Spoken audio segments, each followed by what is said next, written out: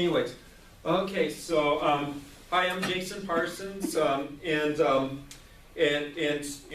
today we're going to be talking about well, continuing on the series of getting autistics, Aspies, jobs, and off-public assistance. And I use the terms interchangeably. Some people get really bent out of shape. They want to be called Aspies, and as far as me, I'll call myself an Aspie, I'll call myself an autistic self-advocate. It really doesn't matter. But some people really do get totally bent out of shape if you don't use the right terminology. And basically, as I said before, the more bent out of shape you get over your label, the worse off you're going to be. So don't worry about your label. Seriously, do yourself a favor. Just don't worry about it. Okay, so part one was last month, the impact of autism, Asperger's perceptions on autistic Aspie employment. Okay, and that actually went so long that the battery on our camera, ran out, and so what happened is I'm going to have to do part two actually at another time, the impact of U.S. social services on autistic Aspie employment, because basically what a lot of people here really wanted to hear is understanding the strengths and weaknesses of autistics, Aspies in relationship to employment. Basically, they want to figure out how to get a job. Okay, they don't really. A lot of people are not concerned about dealing with the system. They just want to get a job. And so out of respect for the individuals who want to have this, we're actually going to do part three before we do part two, which will probably be next month.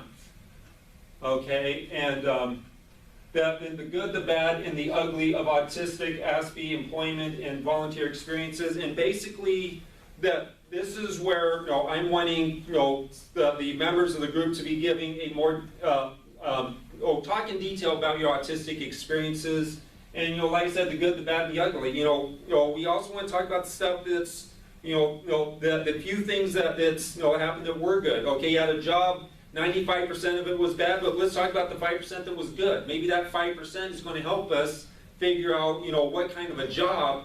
Which focuses more on that 5%, and so, and then also volunteer experiences, because as a volunteer, you'll be given an opportunity to try out things you wouldn't ordinarily be able to try, such as me being a volunteer English teacher, even though I only have a 10th grade reading level and write at a 6th grade level, and so, but yeah, volunteer experiences gives you the opportunities to try different projects you would normally not be given a chance to try, and maybe you'll find that you're good at one of those projects, and it might eventually lead to employment.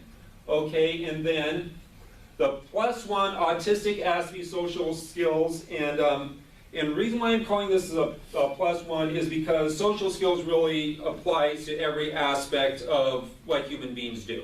Okay, and so it is an issue for autistics, but it's in terms of employment, but it's also an issue for a lot of other things.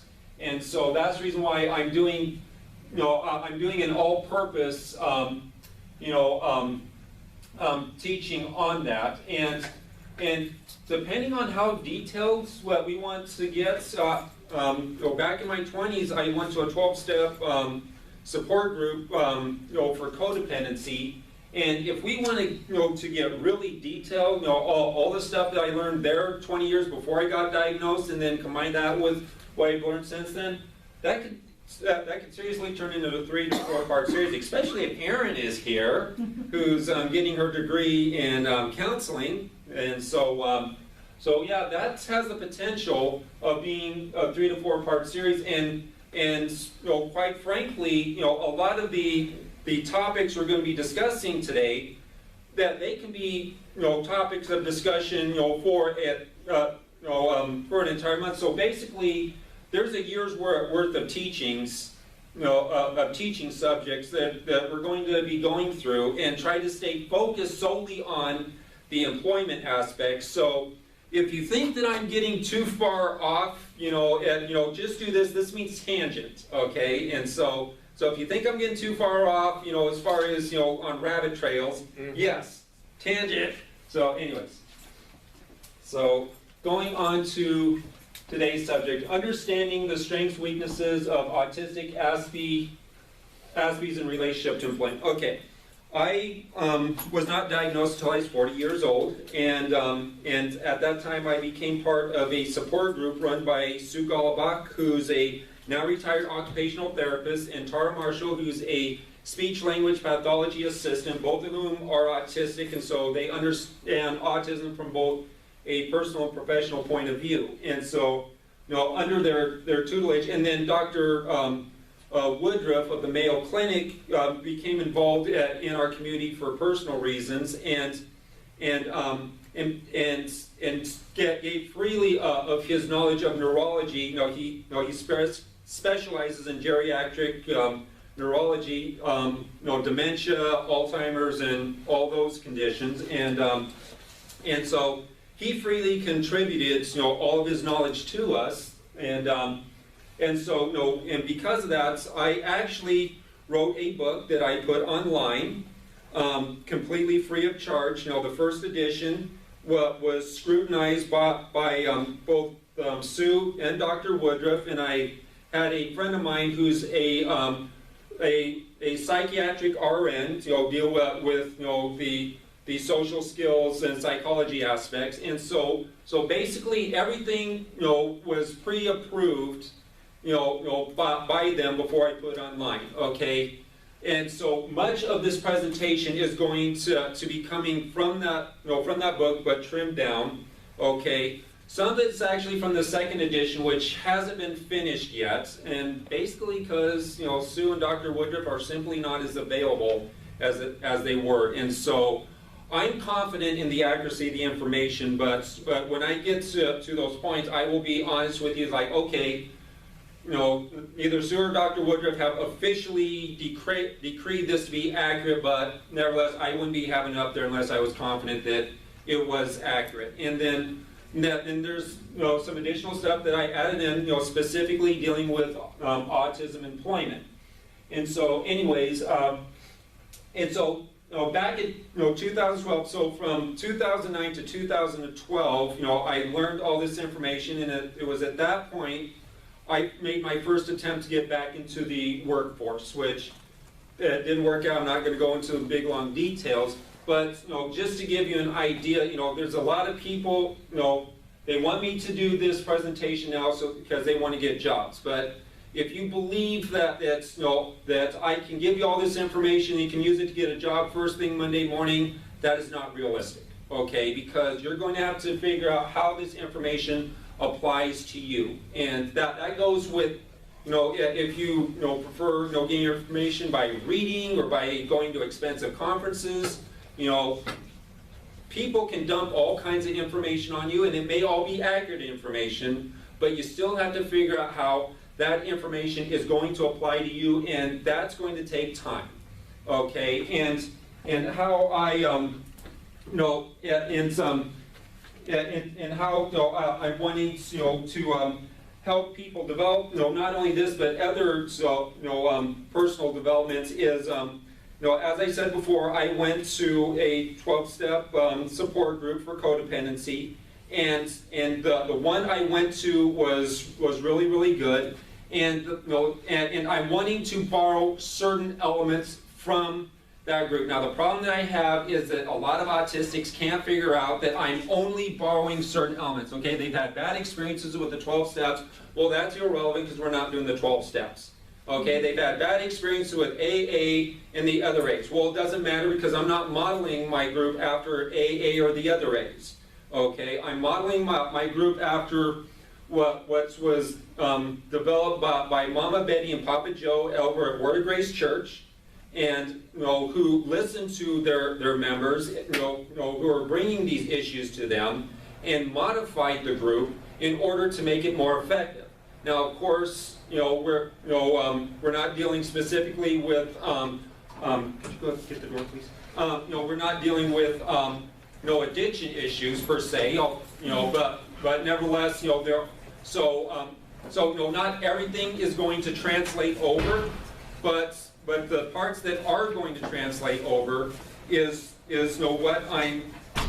what the group is going to be about. And so I'm handing out these, this is basically an overview of how the group, would work. And it's basically, talking about, how things, went, this week and, during the previous week. So it'd be a weekly meeting, and you'd be discussing, how things went during that week, and the group can give you feedback about, helping you, assess what happened, because sometimes, our assessment of things aren't accurate, and also, give you, suggestions of how you might deal with, with your situation or in future situations. And so that's more what it's about. And so, anyways, and ultimately, long term, if you really want to master, obtain mastery of the information that you're going to be, given, whether here or by reading or by any other source,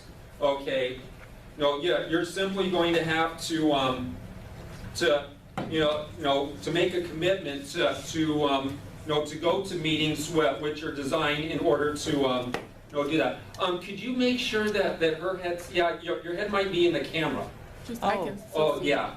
No, nobody's head's in the camera. You can just see both of your heads.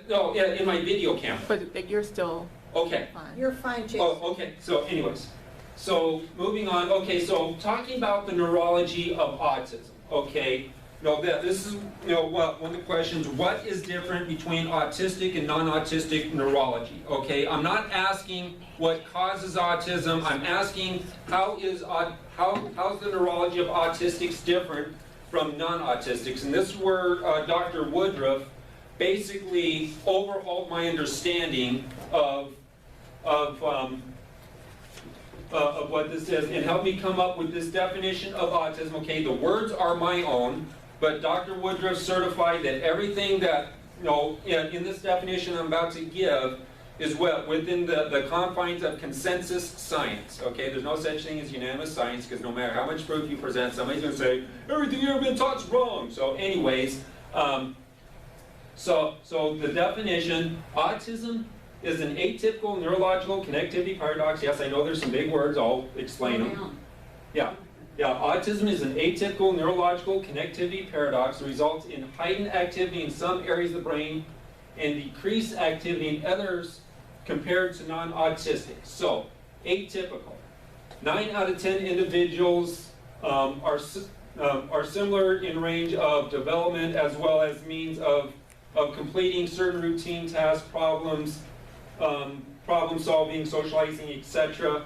The 10th individual is atypical. Okay, so maybe this atypical person is a prodigy, maybe this atypical person is at a disadvantage. Okay, just because they're atypical, that doesn't automatically mean that there's something wrong with the way that they're doing things. It just means that they're atypical, and give them a chance to prove themselves. Okay, neurological connectivity. The simple explanation of this is that autism Asperger's is, at its neurological roots, a neurological connectivity issue. Okay, and our neural connections are atypical. Okay, and so basically, and this is something I don't want to get into too much detail because it would, bottom line is, the connections in our brain are simply different, and it results in some of us having more neural connections in one part of the brain and less in another part. Okay. Maybe you should define neural connection. Sure. Okay. Okay. Yeah. I could do that. Yeah, you're more qualified. So when you think about, we talk a lot now about neural networks. So like one of the simplest things to understand is like when I go to move my finger like this, there's about 3 or 4 places in the brain that are required to get your finger to move like that, and they're all working in concert. They're all connected up. Those gray matter cells, or the cortex, is all connected up with white matter, which it just connects those parts of the brain. Then to do anything, to talk, to do anything, to think about different things, to stay organized, all that, there's all these different networks involved. And so really it is very true, like when you look at an image, you can't, like if I look at a brain image, you can't say, okay, this person has this problem, this person, because there's subtle differences, but some of these networks are connected really quite a lot more than other people's, like neurotypicals, and then some are underconnected, okay? And so there's just some general trends. It's not anything you can really see on an individual basis and say, okay, that person has that problem. It's on group basis. You can sort of take a whole group of people and then another group of people and say, they look kind of different. And developmentally, things look different. So the way our brains, all brains are kind of, have some sort of changes that occur over time, and they're just different over time. So it's kind of a subtle thing that you can't really see on an individual basis, but it's enough that it just makes some people have certain strengths, because we all know that people with ASD, autism, have some strengths that they do certain things really, really well maybe. And then other things are weaknesses, and that's just. So the strengths would be like hyper-connected. Right. So, well, maybe. Yeah, maybe. Well, like maybe. that's why, Yeah. see, when he talks real fast, or my sister, who talks as fast as him, I cannot track. It's just. Yeah. Well, so like some of the things we saw in Of course, I the might be meetings, developing dementia. Yeah, one things that we saw in the meetings are, like there's certain qualities of just like being able to focus, right? So they talk about hyper-focusing, being able to focus on certain aspects of tasks that other people just blow off, right? So like if they get distracted easily and they blow it off, so that would be a strength. But, you can see in some situations being too hyper-focused can be a detriment. So it all depends. I mean, you're going to probably talk about employment, but there's a lot of data coming out, and there was just like a recent media thing that I saw on NPR website or something saying that there's certain types of jobs where you want somebody to really be able to focus for long periods of time and not really get distracted by other things. Yeah. That might be a huge strength, right? So there you go. So is that did that make That's sense? better, yeah. Okay. So anyways, then paradox, okay? The paradoxes of autistics can result in an autistic being extremely gifted in some areas and extremely inept in others. The struggles autistics deal with are often aggravated by people who do not accept that autism is a paradox, focusing solely on one aspect of autism while refusing to acknowledge the paradoxical opposite, okay? For me, I'm considered high-functioning autistic, and so a lot of parents of lower-functioning autistics assume that I can't relate to to their children. I remember, these one parents who were bashing, the autistic self-advocates, like, oh, you guys, are able to talk, you're able to communicate. You don't know what it's like, to not be able to control your bowels. I'm like going, oh, actually, yes, I do know about bowel control issues. And so people think just because I'm so high functioning that I don't have other problems. Meanwhile, parents of lower functioning children, will get so wrapped up in that, and both Sam and Aaron have told me on many occasions, of seeing this as youth directors of AZ Assist, working with these children whose parents are just so focused on their struggles. Go ahead and. I think I used to call it the autism dichotomy. It's something I've kind of theorized about that I used to see, where it's like families can get very, it's like the identity itself sometimes gets wrapped up in, and sometimes it's like basically both sides, I think, lose track of what they're actually able to do. You could either have like an autist, you could have either an autistic person who is believing too much that they are not able to do certain things that they are, or flip side, maybe overestimating their abilities, if you will, you know. And that is, in many ways, kind of impairs their ability to function later on in life. Like basically, it's not unsurprising, it's not unusual to see like an autistic person who's like 25, 26, 27 years old still living at home. Or maybe somebody who's out and about living on their own, whose functionality is so impaired that there's like the house is a mess, and well, I'm not, you know, and they can't, you know, and they can't get a job. There's no money, and Yeah, and we'll be, you know, definitely addressing those issues as well. But you know, but taking this back to the employment, you know, subject, you know, is that no, they've already been passed around, so those are extras. Anyways, actually, I don't think they made their way down here. Yeah, we'll look Okay. at them. So anyways, you know, refocusing this on jobs is that, you know, You gonna have one? I didn't get one. you know, is that, you know, that it's, if an autistic is given, you know, specific tasks, you know, that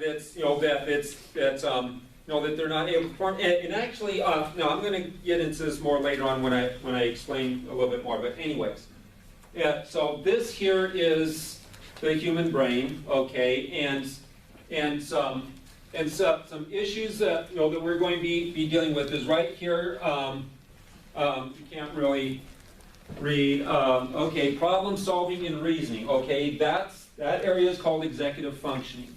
Okay, and then personality and emotions up here. Okay, that's social skills. Note that they are right next door to each other.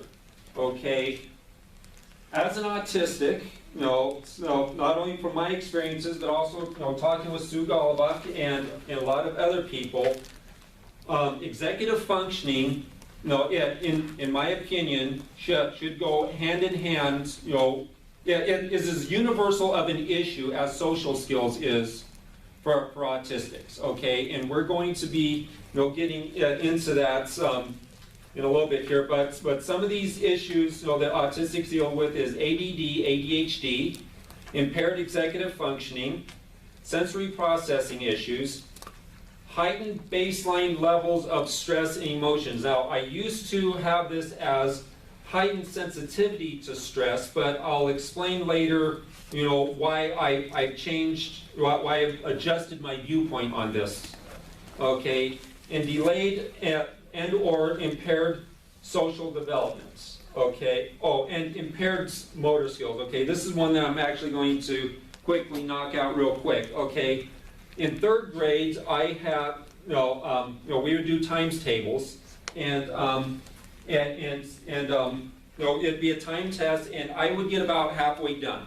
I could only get about halfway done. What I did get done was almost 100% correct, but because I was so slow in writing, okay, it wasn't, you know, figuring out the problems. It was, you know, writing out the answers. Okay, I can only get about halfway done. 7th grade social studies class. Okay, that's back when we had 2 chalkboards.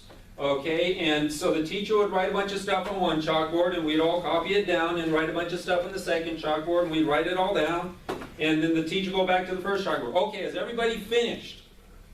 No. Every time I would be, no, I haven't finished, you know, copying everything. And after a while, my classmates would go, this synchronized sigh, like I'm undermining their ability to get educated. And so I literally, from that day on, gave up on taking notes because I knew that I could not keep up with my classmates. 8th grade typing, slowest typist in class. Okay, and so you see, you know, a pattern, you know, throughout my entire schooling of me being simply slow doing things with my hands. And you know, this is one of the reasons why we need to be having these talks with these teachers to help them recognize that, okay, that this little, you know, minor issue, what's minor to them may be catastrophic for the student when they become an adult, and that's and that difficulty, undermines their ability to perform, the simplest task at the speed that the employer wants. And so, anyways, okay. Brain plasticity. Okay. The brain of every life form on Earth is constantly changing and enabling it to adapt in both positive and negative ways. This provides us with a scientific basis to believe that some areas in which autistics struggle with may self-correct or be modifiable. Okay, and as I said, before last month, just because you couldn't do something when you're 8, that doesn't mean you can't do it at 28. Okay, because you are a neurologically different human being at that time. Now, with me now being 47, I'm kind of going the other way, which is kind of goes along with aging. But but that's parts of brain plasticity too. Dementia, Alzheimer's, those are the ending stages of brain plasticity. But as far as autistics, especially autistic children, in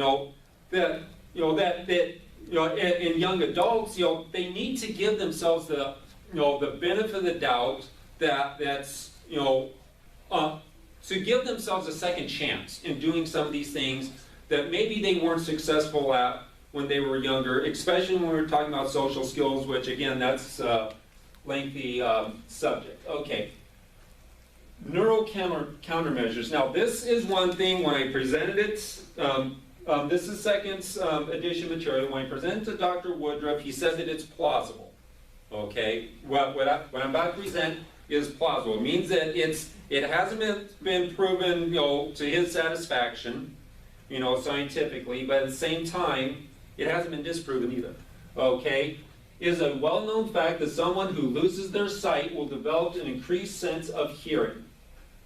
This concept is not just limited to the blind, but is a well-known factor in so many other physical disabilities that the healthy parts of a body will compensate for the unhealthy or injured parts. Not only do I believe that this gives us a basis to consider the possibility that this same principle may be at play for those with developmental disabilities, but I also believe that I can prove specific examples of it being a factor in the day-to-day lives of autistics and Aspies. Okay, and so basically the idea is, okay, and we'll be, well, we'll get into that, in a little bit. Okay, other autistic neurological issues. Okay, autism's connections to ADD, ADHD. Many autistics, myself included, have also been diagnosed with ADD, ADHD at some point in our lives. I was first diagnosed my sophomore year of high school, 1986. Okay, I'm not exaggerating when I say that I believe that at least half the autistic Aspies that I've met have also been diagnosed with ADD, ADHD. How many people in this room also have ADD, ADHD? So 4 out of 6. I was diagnosed with ADD, ADHD, and I don't even know that it necessarily holds up. Yeah, Because so much of that can overlap with autism. Right, and that's a whole nother subject I can do an entire day on. So dealing with ADD, ADHD in the workplace. Okay, the key to minimizing the impact of ADD, ADHD with or without medication. I want to make it very clear, I'm not telling people to drop their medications. That I'm going to tell you how to be able to get away with your medications. No, that's not my place. Okay, I do not use medication. Okay, but if you benefit from using medications, fine. You can, but you can also add to this. Okay, is to give them something that's okay. Typo challenges they're up their brain. That should be challenges. Okay, typo. Okay. Many of us autistics, Aspies, excel at overcoming certain challenges. Okay. If you give us a job that that tasks us to find solutions to such issues, we can become superstar employees. Okay. I think I kind of moved on to the next. Okay. I know from personal experience when dealing with my own ADHD. My personal experiences when I'm by myself, my ADHD runs wild, okay? And so when I went to vocational rehabilitation, okay, what kind of jobs did they offer me? Dishwasher, okay, that's solitary confinement, that's ADHD running wild. Food prep, where I spend all my time bagging up food, okay, solitary confinement, ADHD running wild. Okay, sorting books on the shelf, solitary confinement, ADHD runs wild. For crying out loud, and they're not doing it on purpose. Okay, they just don't stop to think about the fact that the jobs that they're giving us are the absolute worst jobs for us. They are going to make us the most unproductive that we possibly can be, by putting us, giving us these solitary confinement jobs, which enables our ADHD to completely run wild. Go ahead. So, can you share with me more about when you went to Voc Rehab? Right. Because this is really important to me to understand, like, how they're placing people in jobs. Well, like, what did they do? What kind of assessments did they do? What did they do to decide what kind of jobs they were? I'll go into a lot more detail about that next month, but real quickly, is after doing the assessment test and everything, they set me up with a company that they contract out to. There's a number of these private agencies in order that, and they were the ones that actually, my agency was Focus Employment. Yeah, but so can you the part that I wanted to hear about was like, what's in a sort of a nutshell, what kind of assessments are they doing? Well, like, how do they decide? Are they doing, the assessment that they do, this is something that I'll go into a lot more next month. Is that and I'm not actually supposed to have a copy of this. Okay, this is an assessment test. Is it for you? Well, let me explain the nonsense of Voc Rehab. Okay. It wouldn't even help us. Yeah. Well, that's what I was wondering. Yeah. I mean, 6 years if he's not in the priority 1 list. Yeah. All we want is help getting a job. They won't help you get that. I have a VR counselor. They don't. Yeah. They don't do anything. I gave up on Voc. I'm like, They are freaking useless people. So They waste the time. Yeah. Their diagnosis has nothing to do with the jobs they'll give you, which is what I got going in, which is probably why I'm so confused. It's whatever is like available. So like you said, like food process, it's whatever they can get the most amount of people. Like your disability means nothing to that one job. Psychiatrists, psychologists write him letters that he sees every week for 2 years. I had a meltdown in my appointment. That's probably why I spending more money. because they wouldn't give me enough information, so I started crying. They used to tell me my goals in life need to be more realistic. The careers I choose, I need to pick a more realistic one for they want the people with Asperger's to pick a career. They're not helping them do anything. Well, what they're supposed to do. Hold on. What careers did they say was more realistic for you? I think at that point, the first time around, I kind of was talking about possibly wanting to become like a pastor type, maybe evangelist, which is kind of interesting because in a way I see that as what I end up doing amongst our local community now. Mm-hmm. And yet they would tell me that I needed to be more realistic about my job goals. They want you And to- they wanted me to go like You want you to towards, put batteries and flashlights. yeah, to put batteries and flashlights, Mop this sort of floors thing. and mopping floors. They tried to make me do that. I'm like, I'm not. I like left. They I was have at St. Mary's. contracts for low. I gave up Yeah, on them pretty much. because Institutions and I that's all was they are. already working The at vendors, Dillard's, yeah. and I didn't hear what I didn't want, you know, I gave up on them because I was already working at Dillard's, working We got, behind the scenes. we got, the last letter we got, I didn't follow up on it. And Yeah. here it is, they're wanting to give me the same thing, and they're wasting taxpayer dollars trying to give me the type of job I already have. Yeah. Mm-hmm. So, look, Joyce, my mom was Yeah. wanting to hear what you were trying Yeah, to say. 'cause she Oh. was trying to say- Well, I'm in a catch-22 situation. Like, no matter what I do, I'm always in some like catch-22.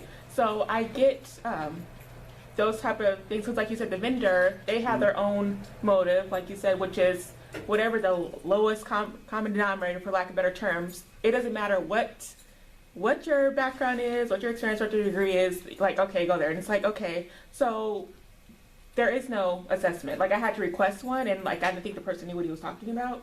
Wow. But anyway, because they weren't doing anything. They paid for my classes, and that was it. I'm like, well, you're going to start paying for a bunch of other stuff, so I asked for their assessment. Other than that, I went in and then was asked, okay, what are your job goals? But they don't seem to, it's not like you're meeting with a counselor, you're meeting with a vendor. Yeah, and that's They where I don't- got they- your job goals yeah. aren't realistic. They don't know what they're really talking about. So again, like the catch-22. They don't. So like if I go to No. like my local Safeway, I'm assuming one of the people in there, I'm assuming he's autistic. I don't know. I'm just, if I had to make an assumption, I'm assuming he has a job coach or whatever.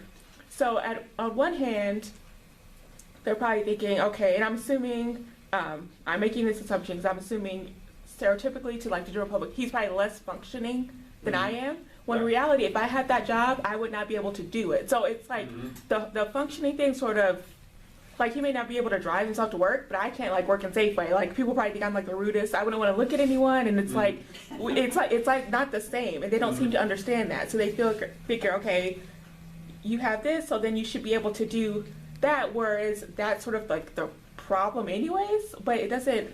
So like me saying I wouldn't be able to work in that type of environment, it won't. And they're not going to like do research or like actually verify what they're talking about. So it's sort of like. You don't have you don't have an advocate when they should be your advocate. It's like you have to, because my current I don't even have a diagnosis.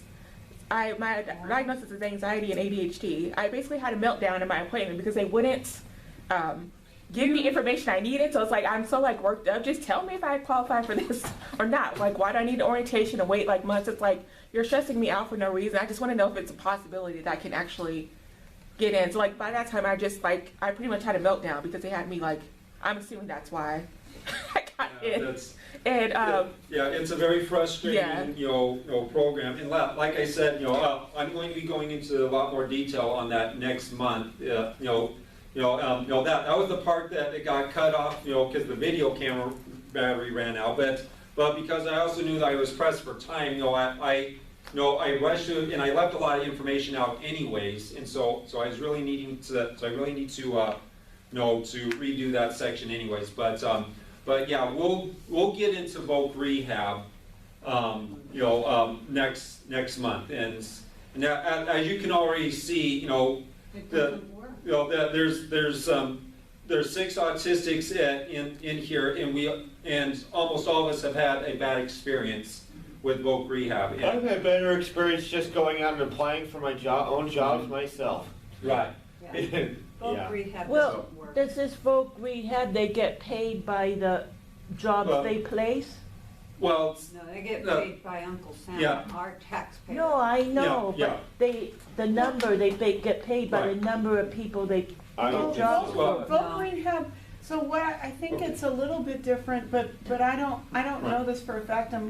I work in a place where they get contracted by voc rehab to Right. do They have rehabilitation. Oh, I I see. think what happens is Contract. voc rehab contracts with Right, that's different what they do. companies. They do. right, So yes. what happens is that, so they only have certain contracts, so probably it's like the Safeway thing you were talking about. They contract with Safeway. Well, Safeway actually gets some money. Voc Rehab does not contract with Safeway. Voc Rehab contracts out to a company that has contracts with Safeway, with this, with that. Okay, all right, so. fair enough. So Yeah. one extra middleman. Right. Yeah. But anyway, so that they're trying, like they have, you know, Voc Rehab does like traumatic brain injury. There's like, that, It's not just, Yeah. it's not this is just kind of autism. what this is kind of why I'm It's- really it's super all kinds of interested in this. disabilities. Yeah, because that's the thing about especially high functioning But autism. it's not just getting They're a never job, gonna it's get, writing the resume, it's interviewing Right, they're students, never it's gonna get dressing that. for jobs. That's what they'll do. So like when you sign it, it's like, okay, you write a resume, okay, I already got that. And so I have someone with like less education, me like promising they're gonna do my resume, and then they can't change anything. Then it's like looking for jobs, but I couldn't figure out what they were doing that I couldn't do at home. Like I know what jobbing.com is, like how, and I guess I just leave like confused. I'm just like, what? Yeah. So they don't really, well, it's not what I expected. Okay. you're Yeah, looking for help and they're not giving you the help they need. And I think it's because Yeah. they just aren't, their set point is They're not not there. educated.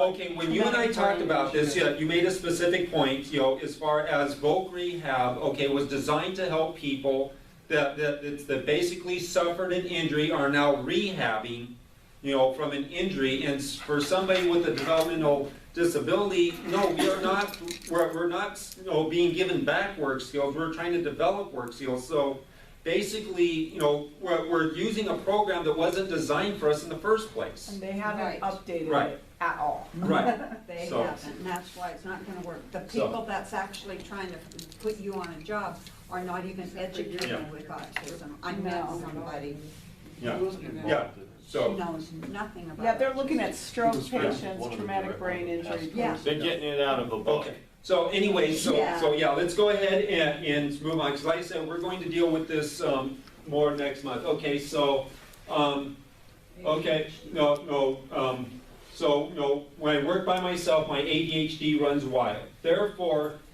if a solitary activity has the same results on other autistics Aspies as it has on me, then the status quo concept of having them work by themselves, which I do as solitary confinement, will maximize their ineffectiveness, okay?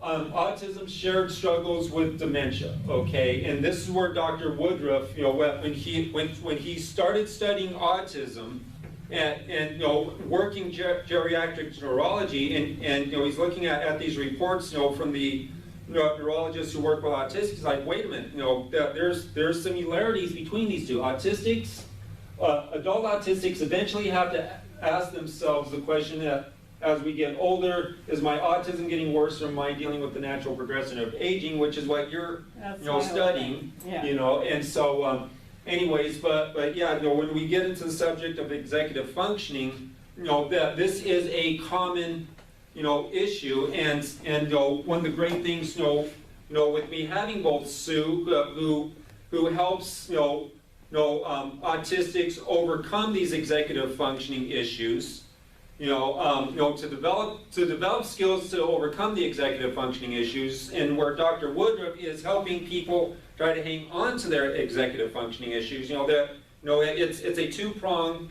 understanding of executive functioning, and so I feel very fortunate to have both of them, you know, helping me understand these issues. Okay, the answer may be yes on both counts. Okay, so impaired executive functioning.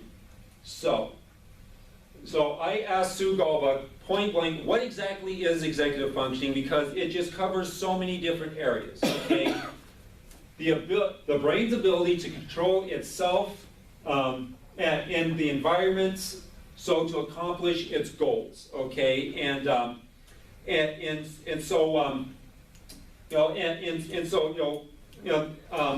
So when I was doing this research, I wanted to look at you know, the development of executive functioning. You know, how exactly does it develop? And so I came across this chart, okay, and you know, looking at all the categories over here: social skills, cognitive, physical, motor, And, you know, looking down at subjects, there is no executive functioning listed on here. And so I asked Sue, you know, what's going on? Why isn't executive functioning included on this? And what she explained to me is executive functioning is an aspect of everything that we do. You know, such as, okay, me picking up, this mouse, okay.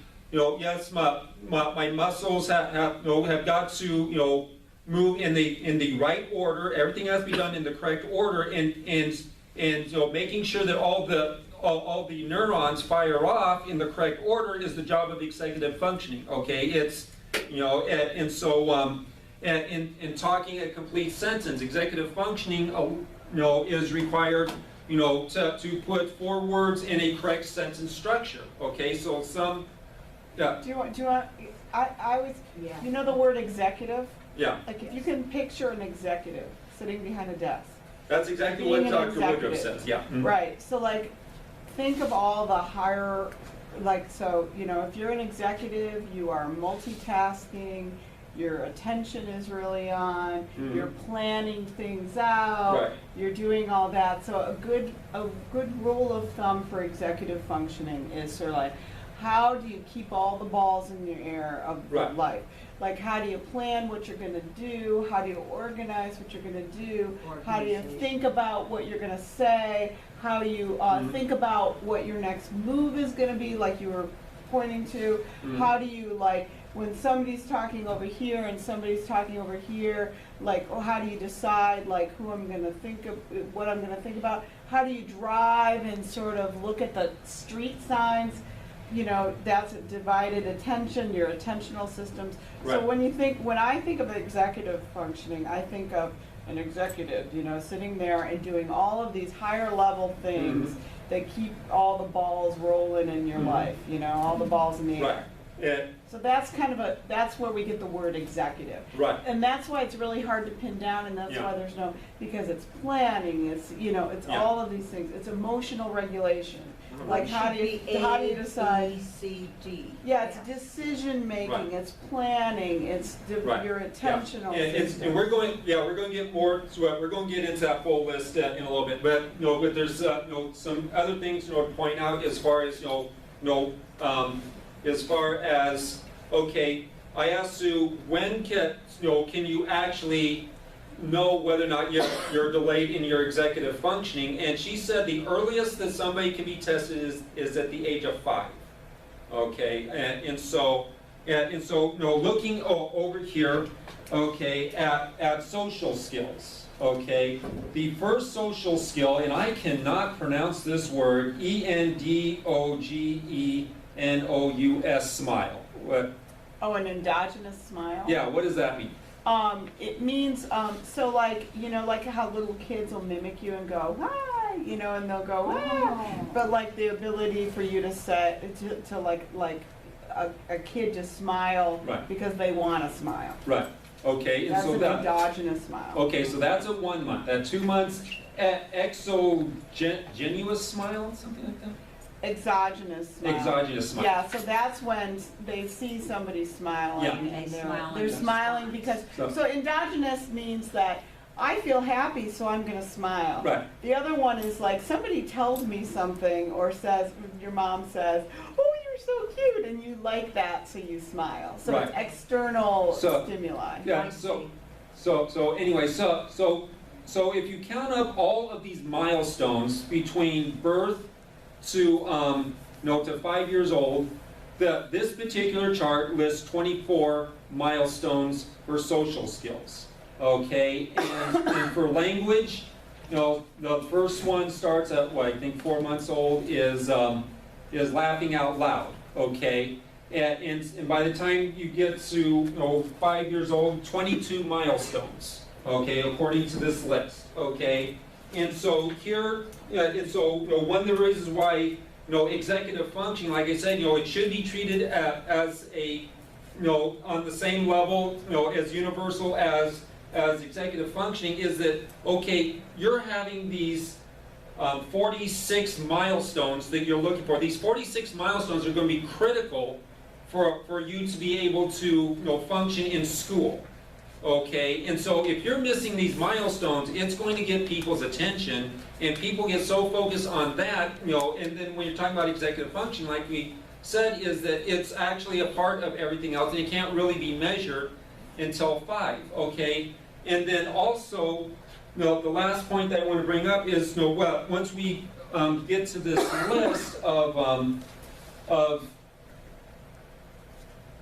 okay. Do we have it here? No, okay. No, so, some aspects of executive functioning that autistics are notorious in struggling with, you know, include, and you're going to see a lot of these issues on this list are issues that a good teacher is going to nullify in the classroom, okay? Because, you know, what is executive functioning? Organization. The teacher is in charge of keeping the class organized, okay? The teacher cannot have a free-for-all with 24 kindergartners. It is not going to work, you know. And so you know, when we're looking, you know, through this list, okay, you know, not only, you know, do we want to look at them, okay, you know, how these issues, you know, are going to show up on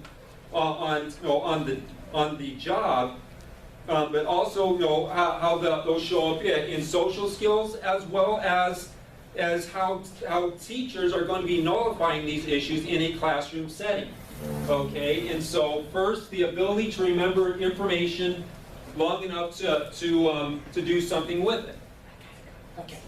So anyways, so you know, the ability to remember information long enough to do something with it. Okay. Somebody, you know, just call out a 1-digit times 1-digit math problem. Anybody? 2 What? 2 times 2. 2. Okay, 2 times 2 equals 4. Okay, the easy part is figuring out that it's 4. The hard part is keeping 2 times 2 in my brain long enough to do, you know, to figure out that it's 4. Okay, and so, in a lot of job settings, okay, especially construction, okay, the boss is not going to take time to write everything down. Okay, fast foods, okay, you're getting hit by a rush, okay. The manager cannot stop, you know, while there's 50 people in line wanting to order their food to write down your directions, okay? And so there are specific jobs, you know, where you know, this is going to be problematic because, you know, oh, just write it down. Well, okay, if you have a secretarial position job, yeah, you can write it down. But there are other jobs where the information is going to be given to you verbally. You have to remember it and you have to do it. Because I don't have time to babysit you. I've had bosses tell me that. I do not have time to babysit you. You cannot do the job, you're fired. Simple as that. You know, and so, okay, the ability to follow step-by-step procedures to plan and organize. Again, teachers take care of this in the classroom, so you're not, so this problem is not going to appear in school. Okay, this is why somebody can get all the way through school without a diagnosis, because, you know, some of these issues that are going to cause them problems in the workplace are nullified by the teacher in the classroom. Okay, carry out complex instructions. Okay, again, so especially, you know, for a job in which they're going to be given to you orally, you have to understand them and you have to do it because the boss does not have time to babysit you. Okay, you know, and okay. The ability to monitor one's own progress towards a goal in order to see the task through to the end. Again, the teachers do that, yeah, in the classroom. Okay. The ability to initiate and get started on a task. Okay, no, okay. Anyways, because I thought there was a twin one that I put right after that. Okay, it is, you know, to get started on a task. You know, that's one of the reasons why, you know, a lot of, you know, the projects, because as my mom can tell you, I come up with a lot of ideas for all these projects. 99.9% of them probably fall through. Why? Because, you know, a lot of these projects cannot be done in one day, and so every day I have to get up and I have to initiate the, resuming the process of whatever project that I'm doing. And and when you look at the possibility that autistics being employed in an area of their strength, that may require them some type of self-employment, where maybe as a consultant, or something like that, and this is going to be problematic for them because that they need a partner, and that's one of the things that when you talk about all these great ideas, none of my great ideas are a one-man project anyways. Okay, so it's not like I need a professional babysitter to help me. Okay, we need two people to do this. I'll do the stuff that I'm good at. You do the stuff that I absolutely stink at. Okay, so there is no babysitter sitting required. Yeah, it's just simply getting people to understand that I need more than a pat on the back. Go get them, Jason. I need somebody to to participate with me to make these projects happen. And so the ability to organize one's material and environment in order to find the tools, information needed to perform tasks. Okay, Mom, you saw my apartment today, which actually wasn't as bad as in the past. Not so bad. It was okay. And Sam, how's your apartment doing? Actually, it's doing much better now that I moved. Oh, okay. I got away from the situation where I was having to live out of bags. Okay. But That's Nick, I was roommate. what's that? That's Nick, I was roommate. How's your room, Nick? It's okay. Okay, by your standards, it's okay. How about by Mom's standards? I embarrassed. But seriously, It's that executive functioning. right, the ability to organize. To Okay. making a bed takes several different steps to do, and one thing that I learned from when I was going to those parents of Aspies on the east side, how some of the things, how they did it was, an example, making a bed. They wrote down A, okay, in a stricken bed, first, take all the sheets off. Then B, put those in the laundry. C, get a fitted sheet or a bottom sheet, put that on. And literally, step by step.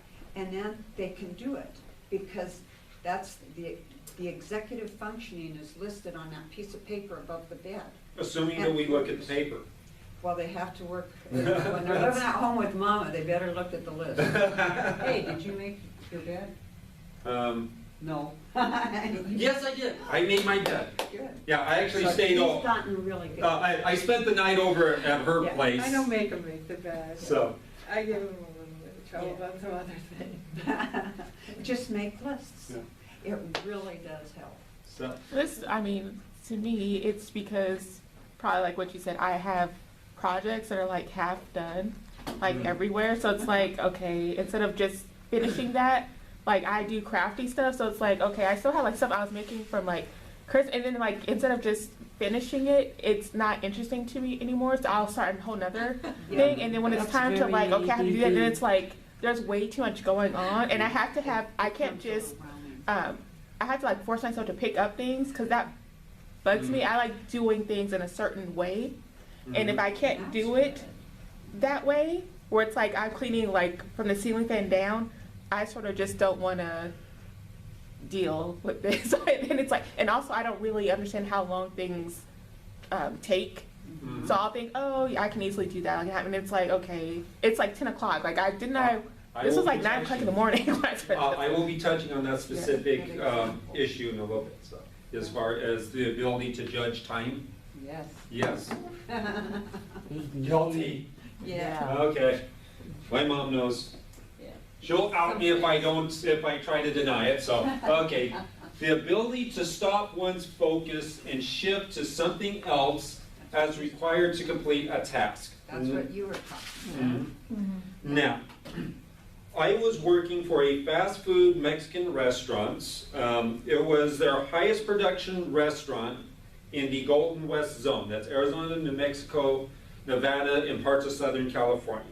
Okay, and I was what was called the runner. Okay, and and I told you how slow I am with my hands. Well, I'm also 6'3". I got nice long legs. Okay, in a job which has me running around in circles, I can, these nice long legs will allow me to outperform, some 5'6" person with much shorter legs, and so initially, it was an ideal job, and because basically we were so high production that we could not prep all the food necessary in advance of the lunch rush, okay? And so we prepped like this for an hour and a half, okay? Just like this, keeping on my routine, and things worked out fine until they brought in a high production specialist from a fast food burger restaurant in California to come in and make us better, and she proceeded to basically destroy the store. One of the things that she did was she brought in all these employees from low production stores, and basically what the difference there is that they could prep all the food in advance, and so their runner would go and if they needed change over their lettuce, the runner would come and change over their lettuce, okay? And that wasn't a problem for them. The problem for me is that I'm needing to pull up meat, and I need to pull it up right now. The alarm just went off, okay?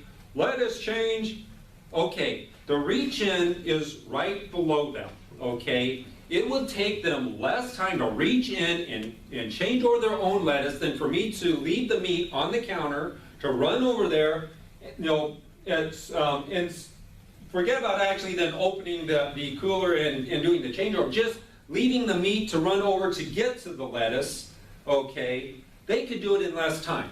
But the thing is, they were just flat lazy, and basically, that they, it caused it, and so I was constantly leaving what I was having to do, and then when I'd go back to that, yeah, I would remember that I have to do the meat, but the thing is that my brain is racing, okay, and when it's just hyper accelerates for too long of a time, eventually it's just going to start fizzling, okay, and then I start falling behind on my prep. Well, and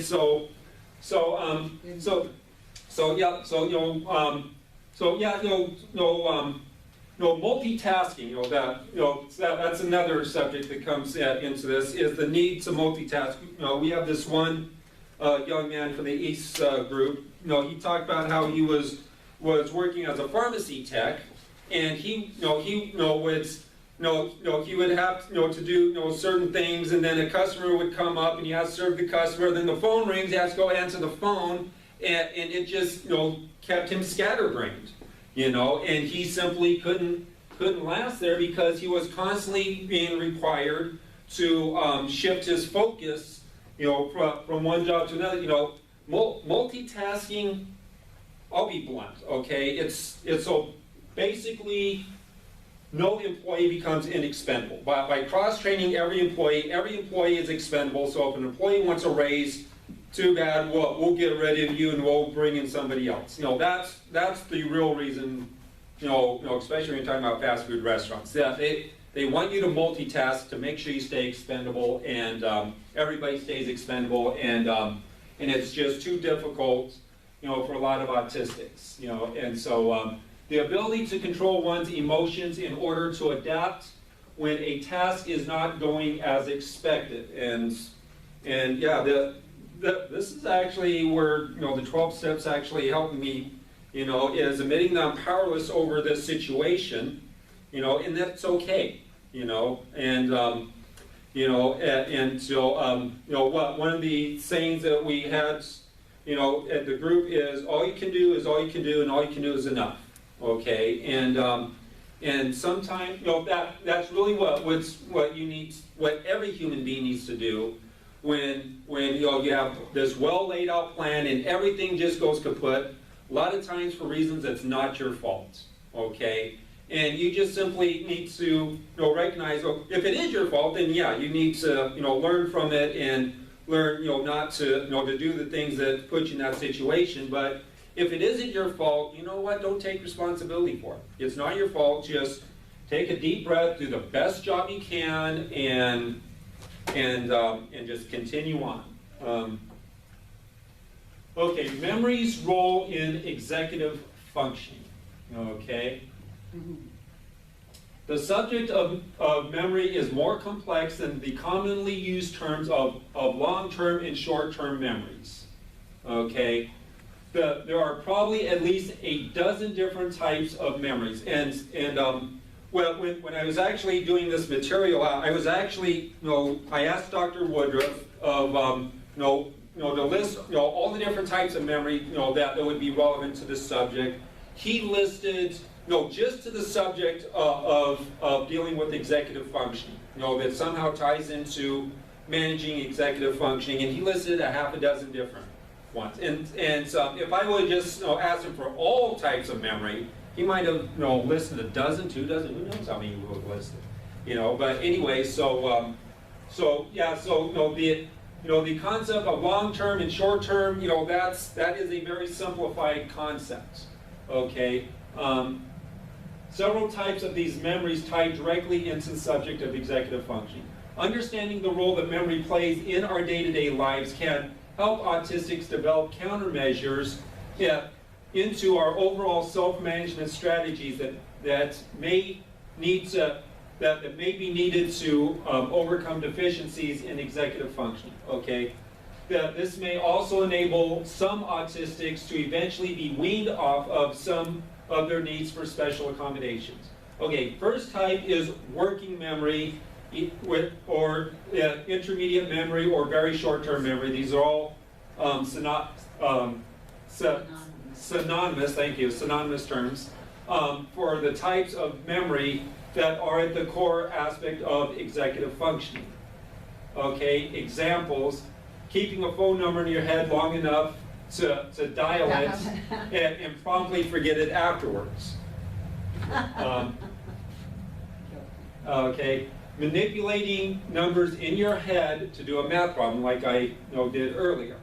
Okay, remembering what step you are on when carrying out a multitask step, okay? And this is very relevant to, to employment because, a lot of times the boss will give you, a lot of things that, step-by-step things that you need to do, and some bosses don't have time to write it down, and so, okay.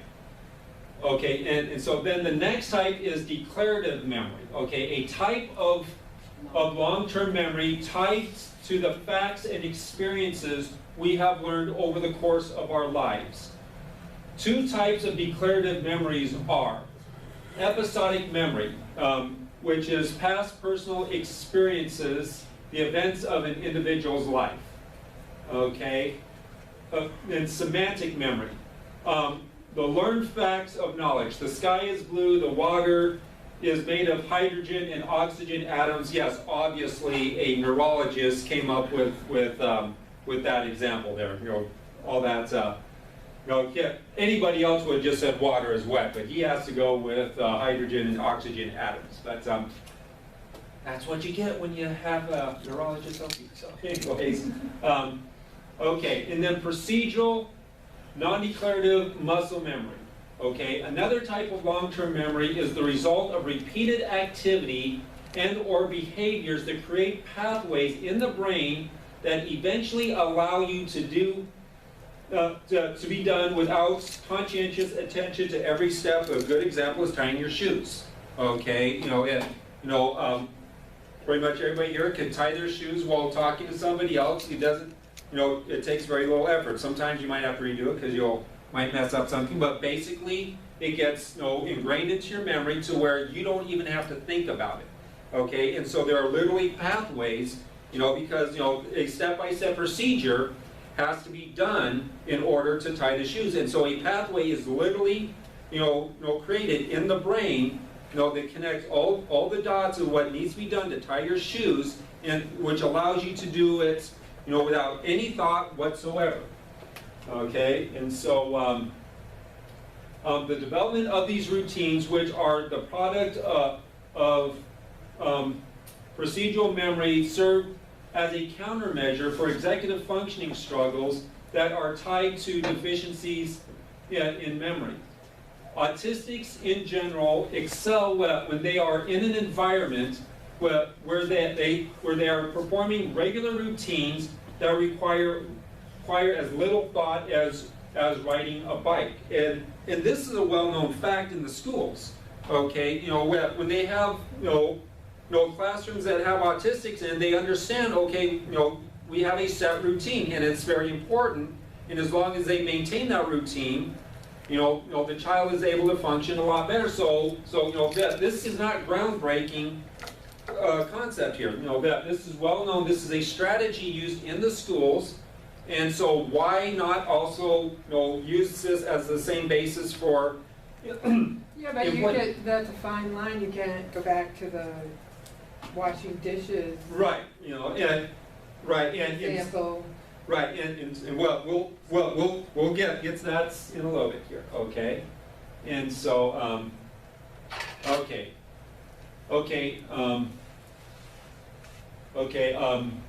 as I stated in the earlier section, autism's shared struggles with dementia. Autistics typically share the struggles at.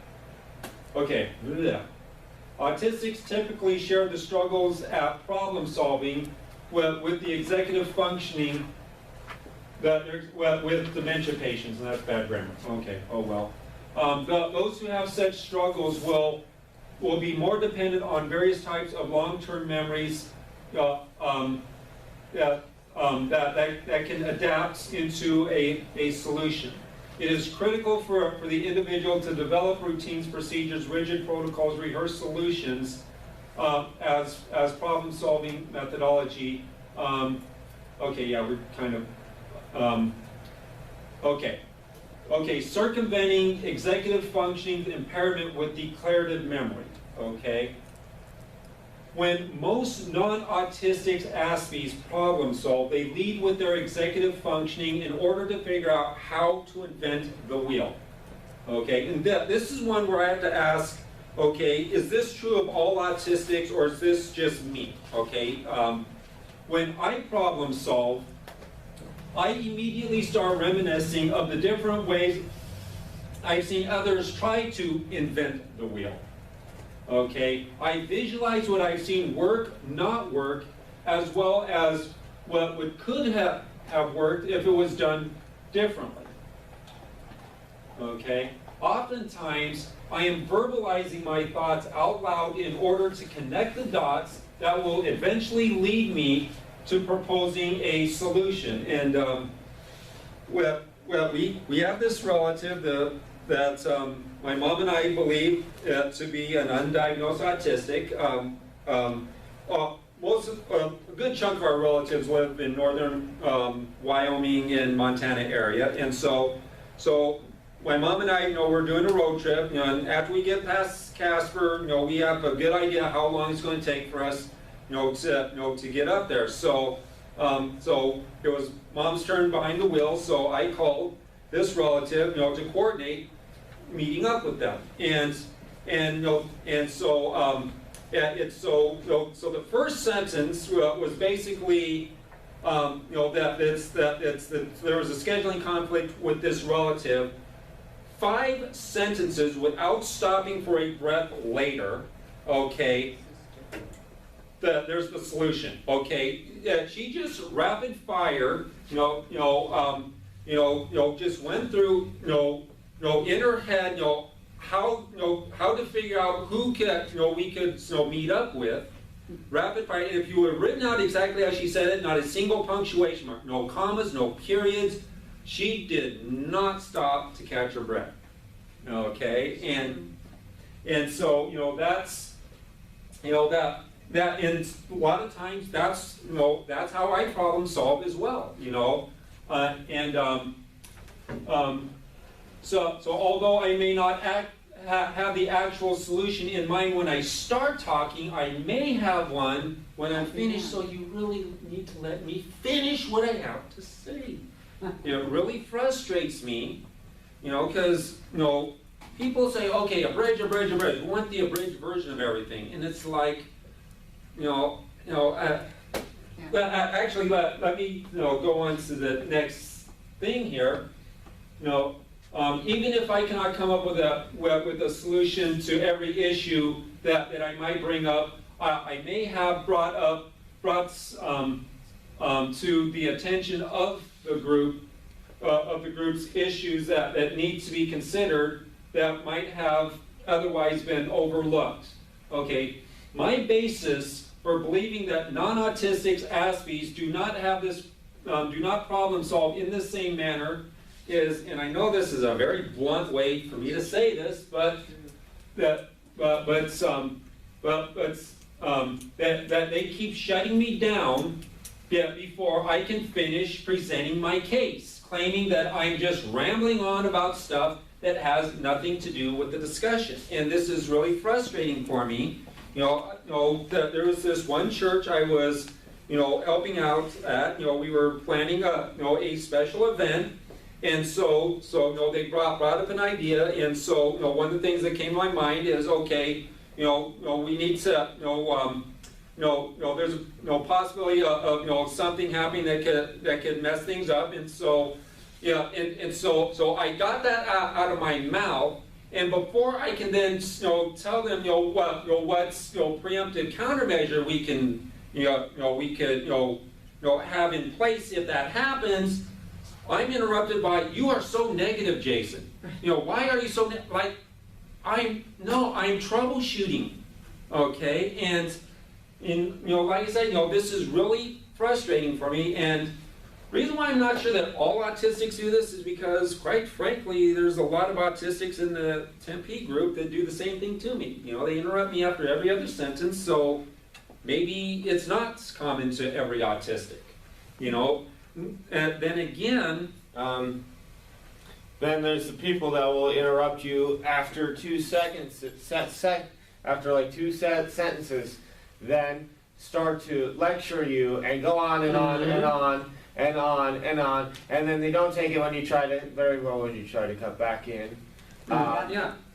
And they jump to conclusions that you're jumping to conclusions. You can't know that. How can you know what I can and cannot know when I haven't finished stating my case? But one of the things, Yeah, well, I think many of them just, it's their own self-image. Yeah, but anyways, but one of the things I've also considered is the possibility is that I developed this ability, whether I had the natural ability or not.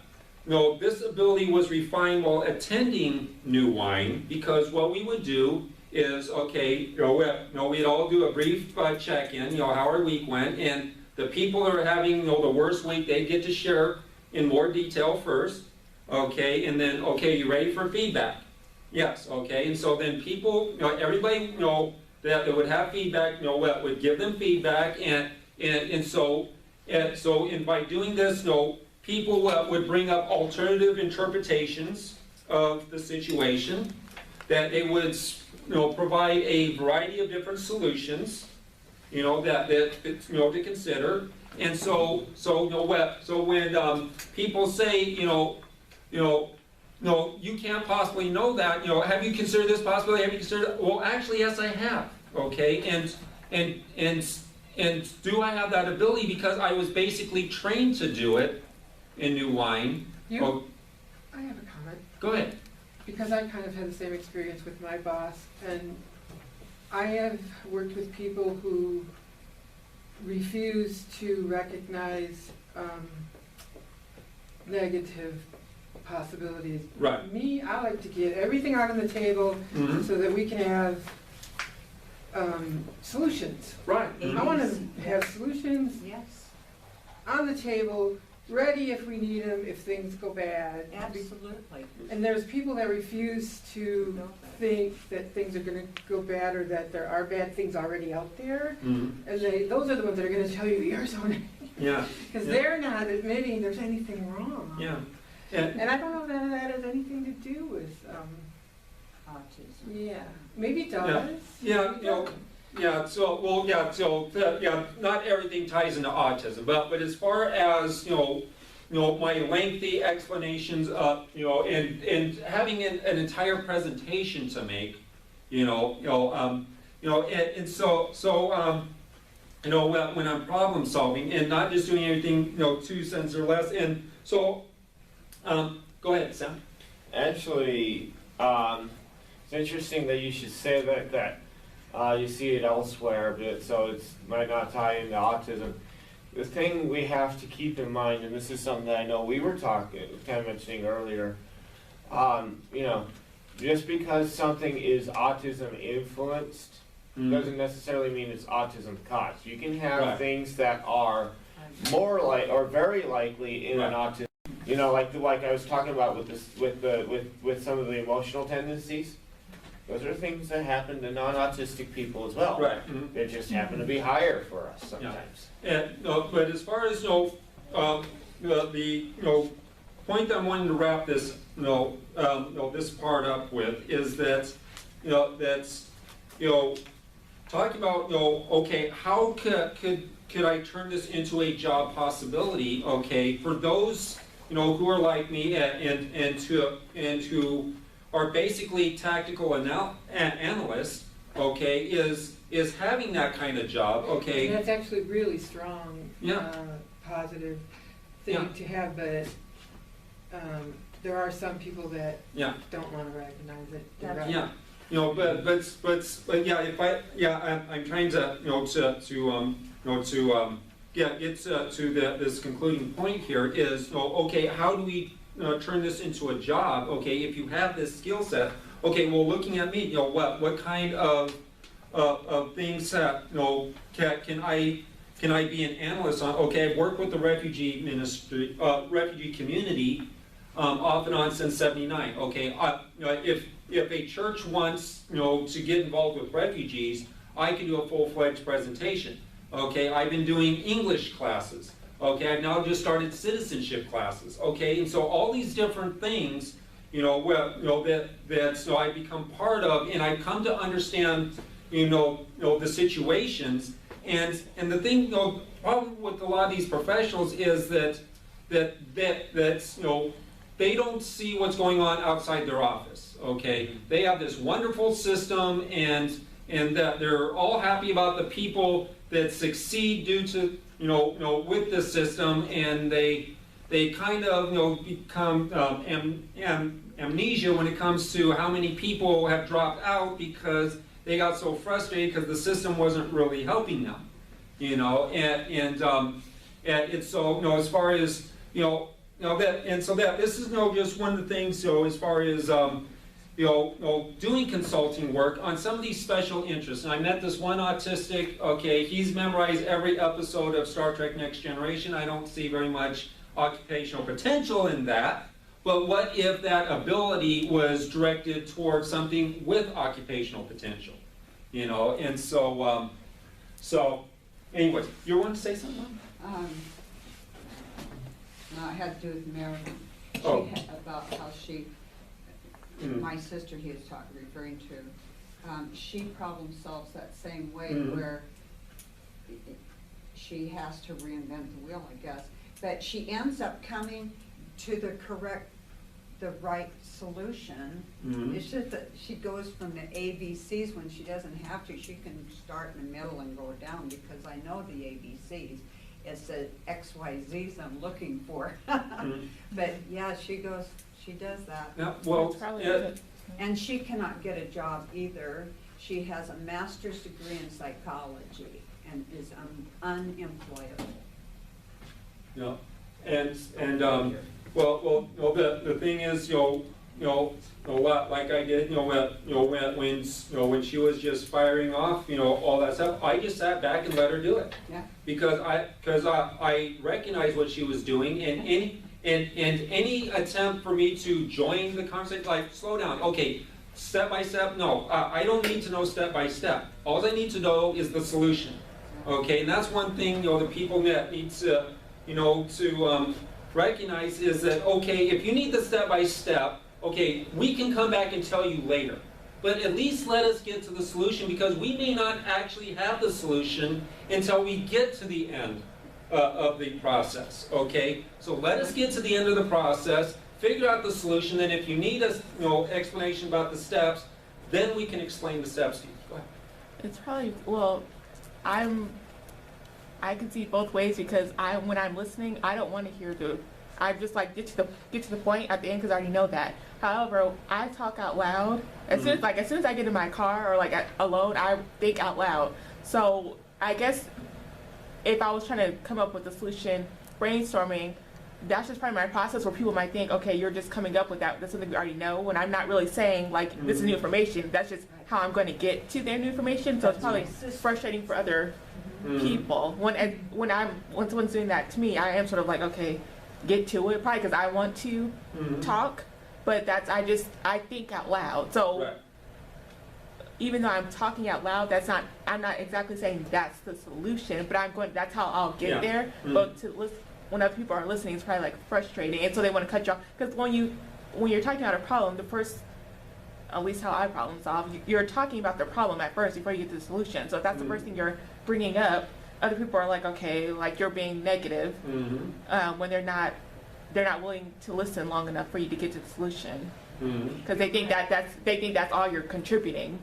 That's what she's doing. She's working things out in her mind. Yeah, but So you have she to say it out can't loud. jump to X, Y, Z. I just want the X, Y, Z. Yeah. She's got to go through the A, B, C, D, all the way through. So it's frustrating for the listener. It is, and I'm saying, just get to the point, and I do it with Jason too. Jason, just, what's the bottom, he doesn't know, he's working, he's getting there. Just shut up and Yeah, listen. people do that to me all the time, but I feel so compelled that they have to understand. All of it, or else they won't get it. Yeah.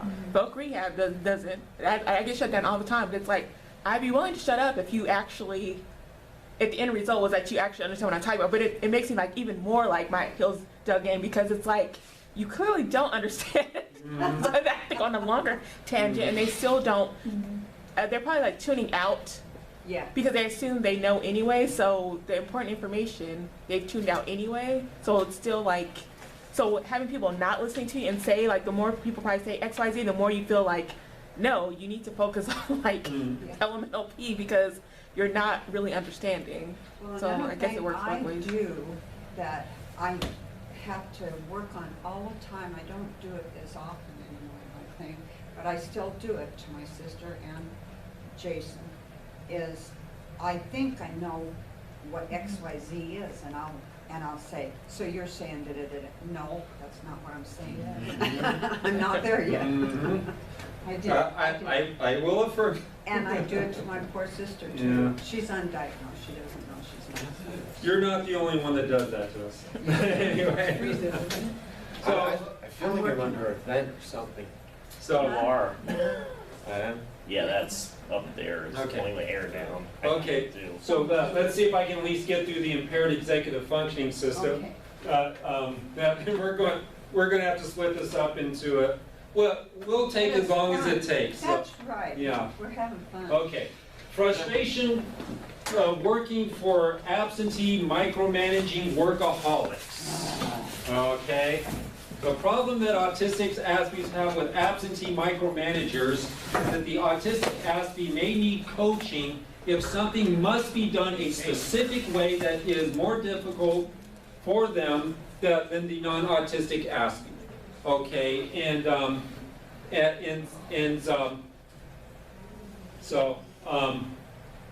okay, the problem that everyone has with absentee micromanagers, not just autistics for that, is that the manager is not present to see the problems that their employees are having, stemming from the fact that their plan that they are required to follow is inherently flawed, and so. Yeah, and well, not just with jobs, but also with volunteerism, and